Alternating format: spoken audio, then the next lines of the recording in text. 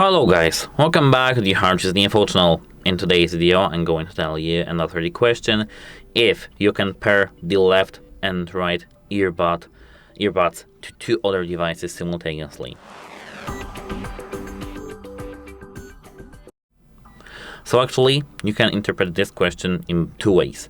The first one is if you can pair both earbuds, like as a pair of earbuds, into two other devices simultaneously and just switch between them. The answer is yes. You can have the seamless earbud connection and you can enable it in the application, which is called the Galaxy Wearable. If you want to know how to use it, you can just search SAMSUNG Galaxy Buds3 FE, how to use the dual connection mode.